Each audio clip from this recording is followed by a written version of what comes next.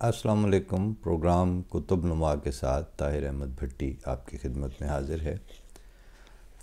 آج کتابوں میں سے مضامین یا تحریروں کے انتخاب کے سلسلے میں ہم نے ایک کتاب ہے، بہت پرانی چھپی تھی، پھر اس کے بعد دوبارہ ایک عرصے کے بعد شائع ہوئی۔ ہم نے اس کا پہلا ورژن جو تھا وہ چھوٹی کتابی شکل میں دیکھا ہوا تھا اپنے کالج کے زمانے کا، لیکن پھر اب یہ دوبارہ دیکھنے کو ملی ہے ادھر یورپ آ کے، شاید یہ یہیں سے میرا خیال ہے کہ اورینٹل پبلشرز ٹورانٹو نے چھاپی ہے، اور احمدیہ کلچر کتاب کا نام ہے۔ پروفیسر ڈاکٹر پرویز پروازی صاحب کے مضامین اور ان کی تحریروں سے کو جمع کر کے تو ایک ٹوٹیلٹی ڈیولپ کر کے اس کو دکھایا گیا ہے، ان کے ماضی میں جو ربوہ اور قادیان کے طرز بود و باش، بزرگوں کا ملنا برتنا، اٹھنا بیٹھنا، وہ سارے رکھ رکھاؤ جو ایک طرح سے آپ کی معاشرت میں گندھے ہوتے ہیں، اس حوالے سے انہوں نے لکھی ہے۔ بڑی کامیاب تو رہتی ہے یہ کتاب، اور اس کے جو اسالیب ہیں وہ بھی کافی نایاب قسم کے ہیں۔ تو خواہش ہے کیونکہ یہ سلسلہ آگے چلنا چاہیے، کیونکہ وہ کوئی ایسی بستیاں تو نہیں تھیں کہ ایک دفعہ آباد ہوئیں اور بس وہ ماضی کا حصہ بن جائیں۔ میں اکثر بتایا کرتا ہوں کہ علی گڑھ والوں نے اپنی مادر علمی اور اس کے اندر جو معاشرت تھی اس کو اپنی تحریروں اور اپنے مضامین، اپنی تقاریر، اپنی علمی تیقن کے ساتھ پچھلے تقریباً 6-7 دہائیوں میں خوب زندہ رکھا ہے، اور اب ایک ایک کر کے وہ بت شکن اٹھ گئے، باقی جو رہے بت گھر ہیں، تو اب وہ علی گڑھ کی وہ نسلیں کہاں تک ساتھ دیتی۔ پاکستان جب تقسیم ہوا ہندوستان تو اس کے بعد وہ آئے یہاں اپنے ان میں سے بھی چند اس لیول پہ گئے، مختار مسعود ہو گئے یا مشتاق احمد یوسفی صاحب تھے اور اس طرح کے لوگ، مگر ہمارے ہاں تو در خزانے کا کہیں بند نہیں، یہ خزانہ کوئی آ کر لے جائے۔ تو اس سلسلے میں مجھے تو یہ یقین ہے کہ یہ احمدیہ کلچر جو ہے، یہ جو انہوں نے لکھی ہے ڈاکٹر پروازی صاحب نے، یہ کچھ وقت کے بعد جلد اول ثابت ہوگی، پھر اس کے بعد اگلے لکھنے والے بھی آئیں گے، وہ بھی لکھیں گے، اور وہ اپنی یادداشتوں کو اس سے اور کوشش کریں کہ اس سے بھی بہتر، اللہ تعالیٰ کے ہاں تو کوئی کمی نہیں ہے، وہ مرتب کرتے چلے جائیں، اور یہ سلسلہ اب جاری رہے گا۔ آج ہم نے ان کی اس کتاب میں سے ایک انتخاب کیا ہے مضمون کا، وہ ہے سرخ رومال والا صوفی۔ یہ انہوں نے حضرت صاحبزادہ مرزا بشیر احمد صاحب رضی اللہ تعالیٰ عنہ ان کے حوالے سے ان کی ذات کے بارے میں لکھا ہے، اور اپنے ہی اسلوب میں، اور ایک طرح سے کہیں اشاراتی اور کہیں واضح انداز میں، وہ آپ دیکھتے جائیں گے تو کھلتا جائے گا، لیکن تحریر اور اس کے اندر ایک ہی چھوٹی سی چیز یا ایک چھوٹے سے مضمون کے اندر کتنے پہلو گندھے ہوئے ہوتے ہیں، یہ ڈیپینڈ کرتا ہے کہ لکھنے، دیکھنے، بولنے، سننے اور محسوس کرنے والا کون تھا۔ اللہ کرے آپ کی سماعتوں میں بھی یہ ہمہ جہتی انداز میں اثر پذیر ہو، اور آپ بھی اس کو اسی طرح محسوس کریں۔ میں ابتدا کرتا ہوں مضمون کی۔ ہم جن بستیوں کو یاد کر رہے ہیں وہاں بڑے بڑے نابغے رہتے تھے، دیکھنے میں سیدھے سادھے، عاجزی، انکساری اور فروتنی کے پیکر، مگر باطن میں علم کا سمندر۔ کسی علمی مسئلہ پر گفتگو کیجئے تو معلوم ہو کہ دانائی اور حکمت کا بحر زخار ہیں۔ ہم ایک دو بزرگوں کا اشارتاً ذکر کر چکے ہیں، مگر آج جس پیکر علم و عرفان کا ذکر کرنا مقصود ہے وہ اپنی ذات میں ایک ادارہ تھے۔ ادیب ایسے کہ اہل زبان ان کے سامنے پانی بھریں۔ سیرت نویسی پر وہ عبور کہ ان کی لکھی ہوئی سیرت خاتم النبیین سے زیادہ مستند اور کوئی سیرت نہ سمجھی گئی، کیونکہ سیرت کی اس کتاب کا ماخذ قرآن ہے، ام الکتاب۔ تاریخ نویسی میں فرد غرض صاحب اسلوب، صاحب طرز انشا پرداز تھے، بس ایک شخصیت میں بے شمار صفات یکجا ہو گئی تھیں۔ علوم ظاہری کی تحصیل میں بظاہر پنجاب یونیورسٹی لاہور سے عربی میں ایم اے کیا تھا اور گورنمنٹ کالج لاہور میں فٹ بال بھی کھیلا تھا، مگر مبدأ فیض سے انہیں دانش اور علم و حکمت کے خزانے عطا ہوئے تھے۔ چہرے پر وہ تمکنت اور دبدبا کہ ان کے سامنے بڑے بڑوں کا زہرہ آب ہو، مگر طبیعت میں وہ فروتنی اور گفتگو میں وہ عاجزی اور اپنائیت کہ ان سے ہم کلام ہونے والے کو اجنبیت کا ذرا سا بھی احساس نہ ہو۔ جس بستی میں رہتے تھے اس کے مالکوں میں سے تھے، مگر ان کی وضاقتہ چال ڈھال سے بالکل محسوس نہیں ہوتا تھا کہ کون ہے۔ ایک وضاحداری البتہ ہم نے دیکھی کہ سرخ رومال گلے میں لپیٹتے تھے۔ کوٹ ہے تو کوٹ کی جیب میں سرخ رومال موجود ہے۔ یہ سرخ رومال ٹوپی کے ساتھ بھی ہم نے دیکھا، پگڑی کے ساتھ بھی ہم نے دیکھا۔ یہ رومال ان کے لباس کا جزو لا ینفک تھا۔ اس کی لم ہمیں نہیں معلوم، نہ ہمیں ہمت ہوئی کہ ان سے پوچھ ہی لیتے۔ تقسیم سے قبل ہم نے انہیں دور سے دیکھا، سٹیج کے آدمی نہیں تھے، ان کا میدان قلم تھا۔ کتابیں البتہ ان کی اس وقت دیکھی تھیں۔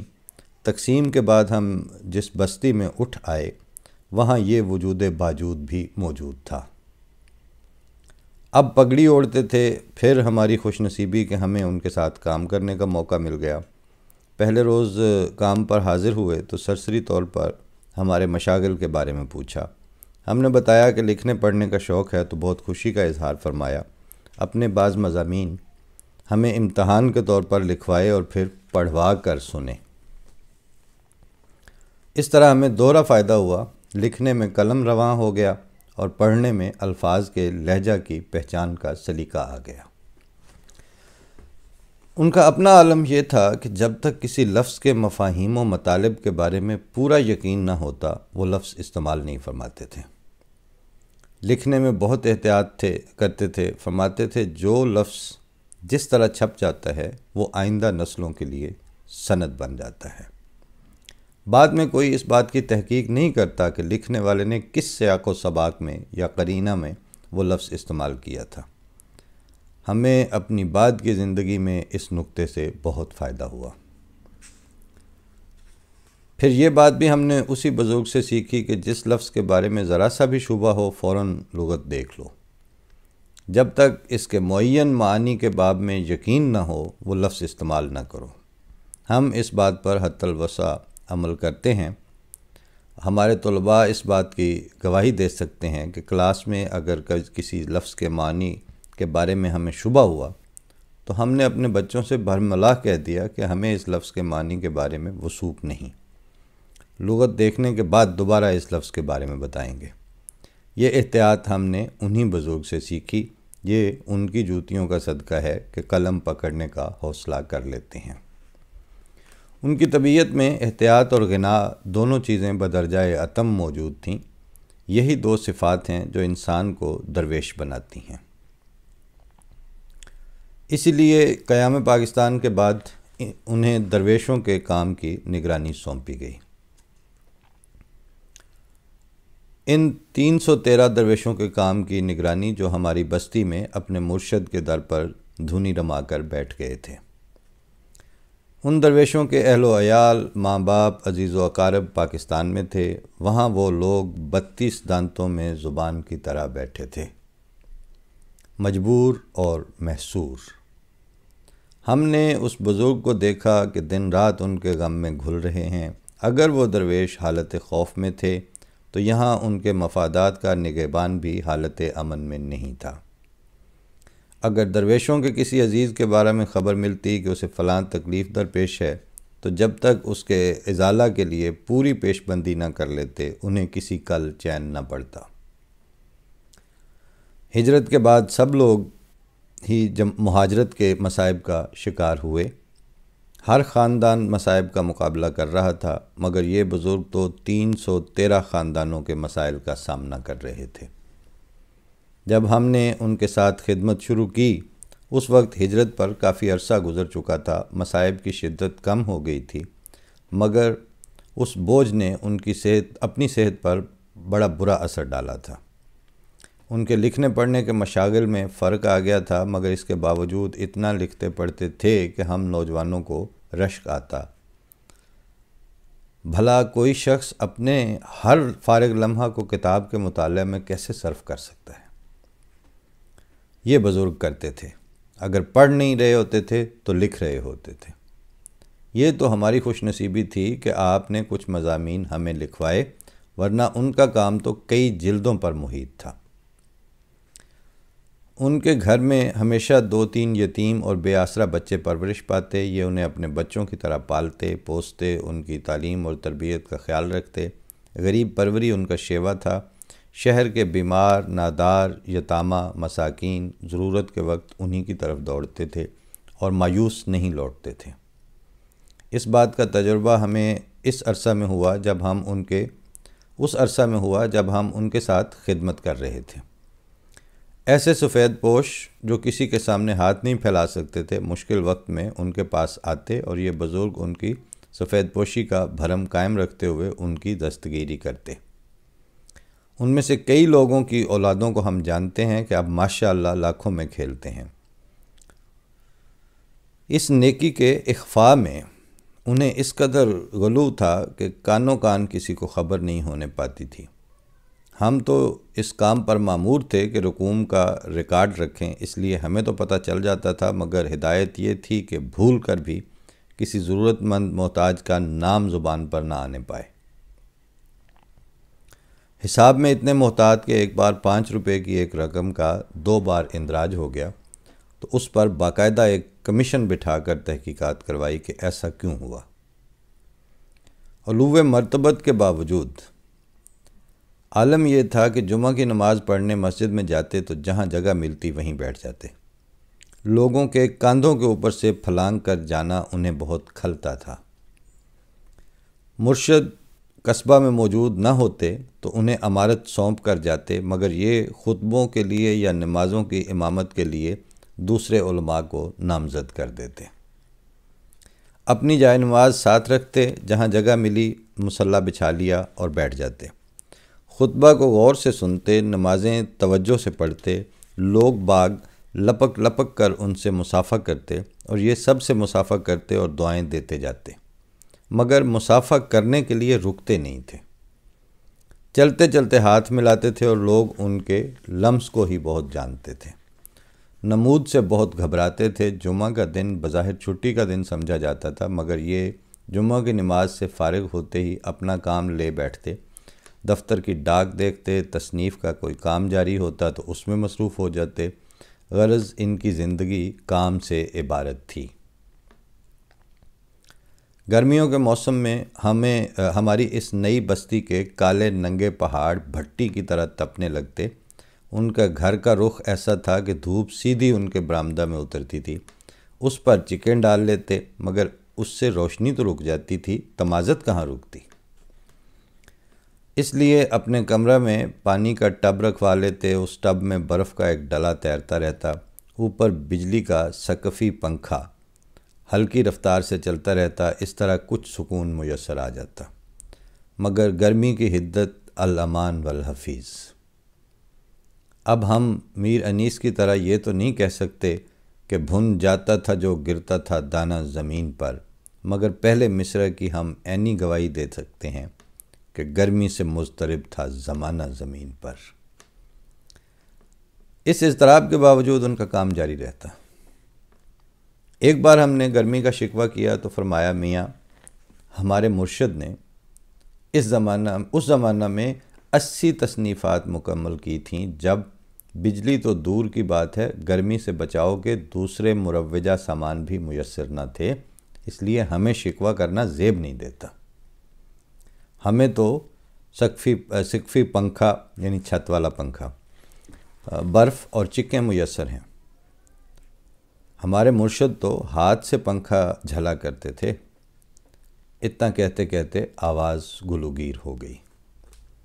پھر ہم نے دیکھا کہ اسی کمرہ میں ان کے بڑے بیٹے نے، جو بہت بڑے سرکاری افسر تھے، ایم احمد مراد ہیں، اپنے ابا کی آسائش کے لیے ایئر کنڈیشنر لگوا دیا۔ کام میں انہماک اسی طرح جاری رہا، یہ نہیں کہ ٹھنڈی ہوا کے جھونکوں میں نیند کے جھونکے آنے لگے ہوں۔ وہ آسائش بھی ان کی زندگی میں انہیں کام میں سہولت میسر کرنے کا باعث بنی۔ بعد کو اسی بزرگ نے بتایا کہ اللہ کا حکم ہے کہ اللہ کی نعمتوں کا شکر ادا کیا کرو، اور یہ بھی تو اللہ تعالیٰ کی نعمت ہی ہے کہ اس نے بیٹے کے دل میں باپ کی خدمت کرنے کی تحریک پیدا کی۔ کیسے شکر گزار لوگ تھے، اللہ تعالیٰ کی نعمتوں کا کیسے کیسے طریق سے شکر ادا کرتے تھے۔ اسی لیے تو اللہ کا سلوک بھی ان لوگوں کے ساتھ ایسا ہی تھا۔ وہ جو ارشاد ہے کہ جو اللہ کے بندوں کا شکر گزار نہیں بنتا وہ اللہ کا شکر گزار کیسے بنے گا، اس روز اس کی معنویت سمجھ میں آئی۔ بزرگوں کی صحبت میں رہنے کا ایک فائدہ یہ ہوتا ہے کہ انسان حکمت کی نئی نئی باتیں سیکھتا رہتا ہے۔ ہم نے اس بزرگ کی صحبت میں رہ کر بہت کچھ سیکھا۔ ایک عجیب بات ہم نے ان کے بارے میں پڑھی کہ ان کے خسر ان کے ہم عقیدہ نہیں تھے۔ ان کے ہاں آ کر رہتے تو یہ کبھی ان سے عقیدے کے بارے میں گفتگو نہ کرتے۔ پھر انہیں بھی ان کے مرشد کے ہاتھ پر بیعت ہونے کی توفیق مل گئی۔ ان کا کہنا تھا کہ میں نے بھول کر بھی کبھی ان سے تبدیلی عقیدہ کا نہیں کہا تھا۔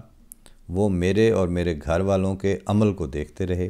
جب انہیں یقین ہو گیا کہ عقیدے کے اختلاف کے باوجود ہم ان کا پورا احترام روا رکھتے ہیں تو وہ خود ہمارے مرشد کی اطاعت کے زمرہ میں آ گئے۔ ان کی طبیعت کی اس صفت کا اندازہ ہمیں اس دور میں بھی ہوا کہ ان کے گورنمنٹ کالج کے زمانہ کے دوست اور ساتھی جو ان کے ہم عقیدہ نہیں تھے ان کو ملنے کو آتے تو اکرام ضیف کے طور پر ان کی خوب خدمت کرتے، مگر بھول کر بھی کبھی عقیدے کا ذکر درمیان میں نہ لاتے کہ مبادا مہمان یہ سمجھیں کہ اکرام ضیف میں کوئی غرض شامل ہے۔ اختلاف عقائد کے باوجود حقدار کو اس کا حق دینا جانتے تھے۔ حمید نظامی ایڈیٹر نوائے وقت کا انتقال ہوا تو ان کی حق گوئی اور بے باکی کے بارے میں ایک زوردار شذرا اخبار میں لکھ کر شائع کروایا۔ Professor Hameed Ahmed Khan vice chancellor Punjab university ملنے کو تشریف لائے تو کسی نے تعارف کروایا کہ یہ مولانا ظفر علی خان کے چھوٹے بھائی ہیں، تو لپک کر ان کا ہاتھ دوبارہ اپنے ہاتھ میں لے لیا اور فرمایا پھر تو آپ سے ہمارا دوہرا رشتہ ہے، اور یہ دوہرا رشتہ اس لحاظ سے کہ ظفر علی خان ان کے مسلک کے مخالف تھے۔ یعنی مولانا ظفر علی خان کی تو احمدیہ مخالفت کی ایک باقاعدہ اسٹیبلشڈ شہرت تھی، تو یہ کہنے کے بعد پھر ان کا دوبارہ ہاتھ پکڑا کہ اچھا اگر یہ تعارف ہے تو ان سے پھر ہمارا دوہرا تعلق ہے، کوئی یہ نہ سمجھے کہ اس کی بنیاد پر شاید۔ یہ بزرگ لوگ اپنی مثال آپ تھے اور ان کی زندگیاں ہزاروں لوگوں کے لیے مشعل راہ تھیں۔ لوگ ان کا نمونہ دیکھ کر اپنی زندگی کی ڈگر بدل لیتے تھے۔ یہ اس زمانہ کے صوفیاء تھے جو دنیا میں رہ کر بھی دنیا میں ملوث نہیں ہوتے تھے۔ وہ جو فارسی میں کسی نے کہا ہے کہ درمیان قار و دریا تختہ بندم کردئی نیز می گوئی کہ دامن تر مکن ہوشیار باش، کہ ہمیں دریا کی گہرائی کے درمیان تختہ بند کر کے چھوڑ دیا ہے اور اب کہتے ہو کہ ہوشیار دامن تر نہ ہونے پائے۔ یہ انہی ہوشیار لوگوں میں سے تھے جن کا دامن دنیا میں رہنے کے باوجود دنیا سے آلودہ نہیں ہوتا، اور ہماری خوش نصیبی کہ ہمیں ان کے ساتھ کچھ دیر کام کرنے اور ان کی خدمت کرنے کا موقع میسر آیا۔ یہ آج کے کتب نما کے لیے ہمارا انتخاب تھا۔ ہمیں امید ہے کہ آپ کو پسند آئے گا، اور یہ وہ روایتی ریڈیو اور ٹی وی کا آخری جملہ نہیں ہے جو وہ سائن آؤٹ کرنے سے پہلے کمپیئر کہتے ہیں۔ بات یہ ہے کہ اگر آپ میں علم کا اور ایکیڈیمکس کا ذوق نہیں ہے تو اس کو پیدا کرنا پڑے گا، کیونکہ آئندہ زمانوں میں نفوذ آپ کے اموال اور آپ کی جائیدادوں سے نہیں، آپ کے علمی ذوق اور آپ کی تخلیقی استعدادوں سے ہوتا ہے، فرد کا بھی اور قوم کا بھی۔ آپ بڑے سے بڑی مثالیں لے کے دیکھ لیں کہ جو اپنے اپنے زمانے کے، میں وہاں اسلام آباد میں ہوتے تھا تو میں نے اکثر وہاں پہ بیریئر ٹاؤن اور آگے پیچھے وہ دھوم مچی ہوئی تھی، تو میں نے ایسے ہی ایک دن دوستوں میں بیٹھے ہوئے کہا، میں نے کہا یار وہ جو آج سے کوئی 2000 سال پہلے کوئی ملک ریاض ہوتے ہی ہوں گے، مطلب پراپرٹی کے، اور اس طرح کے جو بزنس ٹائکونز ہوتے ہیں میاں منشا ٹائپ، تو اب مجھے بتائیں تاریخ نے ان کو محفوظ کیا ہے، پریزرو کیا ہے؟ جس طرح وہ اس طرح کے ترقی کی انڈیکیٹرز پہ جو یقین رکھتے ہیں، وہ علم، ادب، فن اور علم و فضل اور ان چیزوں کو، شعر و ادب کو اور فنون کو وہ ٹیشو پیپر سمجھتے ہیں کہ بس ٹھیک ہے، ذرا بلا لیا ان کو اپنی مجلس میں اور بات ختم، اور ان کو وہ اس طرح کے مل بھی جاتے ہیں۔ لیکن آنے والا زمانہ جو ہے وہ سارٹ آؤٹ کر کے تو ان کو ٹیشو پیپر سمجھ کے پھینک دیتا ہے۔ وہ اگر دلی جانی جاتی ہے تو وہ اس زمانے کے پراپرٹی ڈیلرز کی وجہ سے نہیں جانی جاتی، دلی مرزا غالب کی وجہ سے جانی جاتی ہے۔ امیر خسرو کتنے بڑے مطلب ہے کہ بزنس ٹائکون تھے، لیکن ان کو اب تاریخ مسخ نہیں ہونے دے گی۔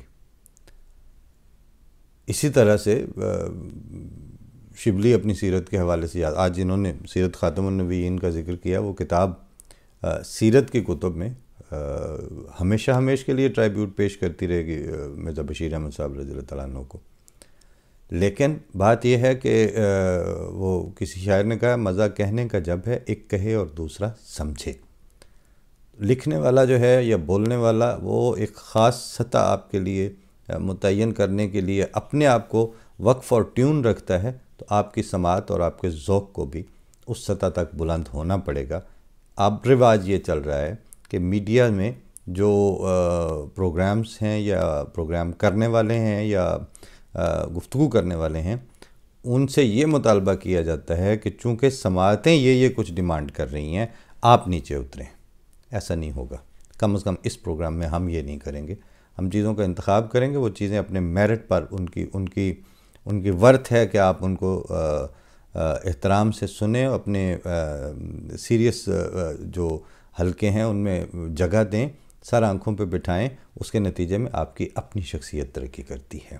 لہٰذا ہم کوئی بڑی مستند اور سنجیدہ چیز پیش کر کے اینڈ پہ آپ سے نہ تو اپالوجیٹک ہوں گے، نہ آپ سے یہ امید لگا کے بیٹھیں گے کہ آپ کو پسند آئے گی تو اگلی دفعہ ہم پیش کریں گے۔ ہم نے یہی کچھ پیش کرنا ہے، اور اللہ کرے کہ آپ کی سماعتیں اور آپ کی پسندیدگی اور ذوق اس سطح پر اٹھ کے آ جائیں۔ فی امان اللہ۔ اللہ کے حوالے اگلے پروگرام میں پھر بات ہوگی۔ السلام علیکم ورحمۃ اللہ۔